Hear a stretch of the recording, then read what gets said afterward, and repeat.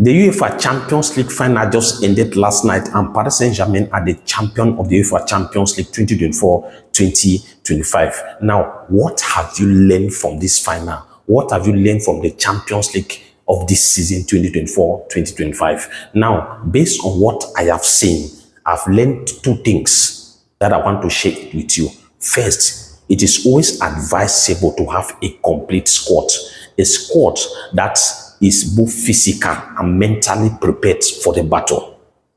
A squad that is complete, both defensively, offensively, and controlling of the ball.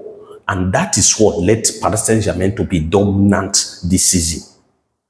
If you look at the final, you can clearly see that everything was in favor of the Paris Saint-Germain side. If you look at the way they defend, if you look at the way they control the ball, if you look at their offensive ability, the attacking ability, how they were clinical, it tells you that it is always important for a squad to be complete.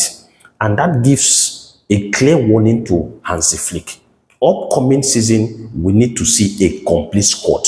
We are good in controlling the ball. FC Barcelona is good in controlling the ball. FC Barcelona is good up front, but the defensive ability is what needs a lot of correction and adjustment. That is what led FC Barcelona to lose to Inter Milan, and that is what led FC Barcelona not to find themselves in the final of the UEFA Champions League 2024-2025.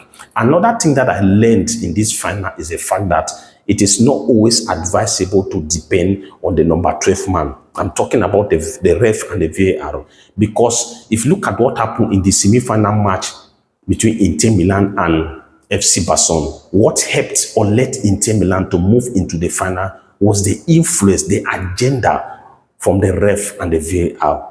But in the final, the number 12 man was not found. And so they become so confused, perplexed, and dumbfounded. Now, let me find out your own thoughts, your own opinion. What have you learned for the Champions League this season, 2024-2025, especially the final?